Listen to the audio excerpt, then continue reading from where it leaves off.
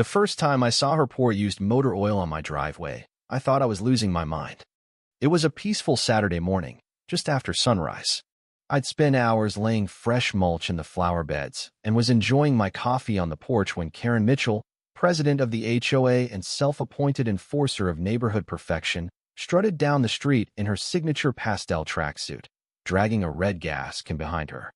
I didn't think much of it until she stopped at the edge of my driveway, unscrewed the cap, and started splashing thick, black liquid across my freshly power-washed concrete.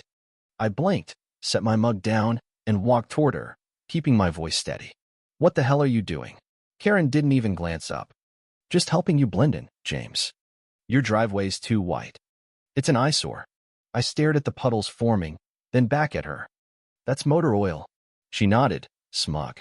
"Yes, and technically, this curb is HOA-managed common space." She pointed to the first few feet of my drive. "You overdid the power wash. It's blinding." Speechless, I watched her march back to her house like she hadn't just vandalized my property. "Let me introduce myself. I'm James Carter, a logistics coordinator for a shipping company. I bought this house 3 years ago after my divorce, hoping for a fresh start." What I didn't expect was Karen Mitchell running the HOA like a tyrant with a vendetta. She'd already targeted me before flagged my mailbox for being an inch too tall, sent warnings about my trash bin's shade of green, even fined me $75 once because my recycling lid wasn't fully shut. But this? Pouring oil on my driveway. That was illegal. I didn't call the police right away. Instead, I went inside, opened my laptop, and started researching. Anger alone wouldn't beat Karen. She played dirty. I needed to be smarter. The local Environmental Services website listed illegal dumping of motor oil as a serious violation, with fines up to $10,000, depending on the spill size and cleanup costs. They had an anonymous tip hotline, but I wasn't going anonymous. I took photos of the oil stains, the gas can marks, even a blurry shot of Karen walking away with the can. My outdoor camera had caught the whole thing in 1080 jackpot. I called Environmental Services and reported a deliberate oil spill by the HOA president, complete with video evidence. The woman on the phone sounded shocked. "Sir, this is a serious environmental hazard. We'll send a response team immediately." By noon, a city inspector stood in my driveway, jaw dropped. "She did this in broad daylight?" I nodded, admitted it on camera, said my driveway was too clean. He shook his head, took samples with a moisture meter, and said cleanup would need a hazmat team. Then he crossed the street to Karen's house. From my living room window, I watched her open the door with that fake smile she always wore, the one that screamed superiority. It faded fast when the inspector showed her the video. Her face went pale, and she slammed the door. But the city didn't need her permission. 2 hours later, a hazmat crew arrived with pressure washers, chemical solvents, and hazard tape. They roped off my driveway with a sign, "Contaminated surface, do not cross." Karen stood on her porch the whole time, arms crossed, looking like she'd been carved from stone. That evening, another board member, Tim, knocked on my door. He looked uneasy. "Hey man, I didn't know she'd actually do something like this. We thought she was joking when she said you needed a VY lesson for being stubborn." I raised an eyebrow. "She said that?" Tim nodded, glancing nervously toward her house. "At the last board meeting. Said she'd adjust her behavior." I filed that away and thanked him. The next morning, I called a city attorney named Carl Hayes. His voice was calm but sharp. "Mr. Carter, I've reviewed the environmental report. The footage is clear a mess. Mitchell's actions are intentional illegal disposal of hazardous waste. This could escalate to a misdemeanor." I leaned back, letting that sink in. "What's next?" He set an appointment for Wednesday and asked for any HOA correspondence showing motive. I downloaded every letter they'd sent me, including an email chain where I'd questioned a DULA 2000 beautification budget item. Karen's reply? "Some things are above a homeowner's clearance." By Tuesday, yellow notices appeared on 7 other driveways, all belonging to people who'd crossed Karen or skipped her voluntary projects.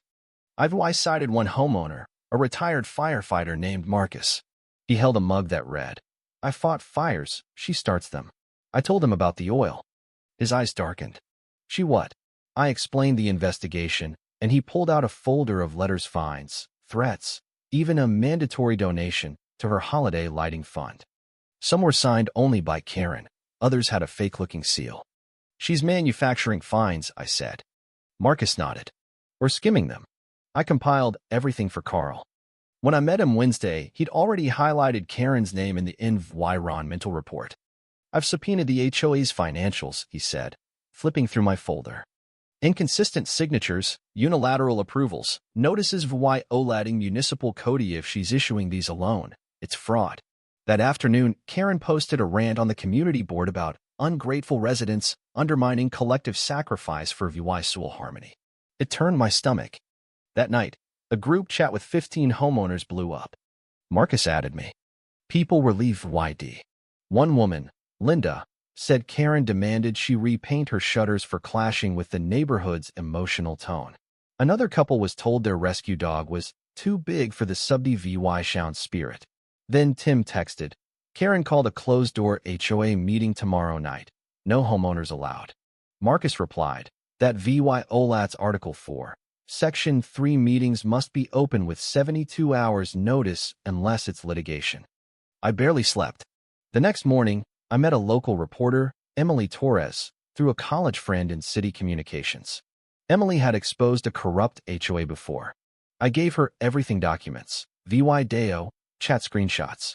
She photographed the yellow notices still on driveways and promised a story.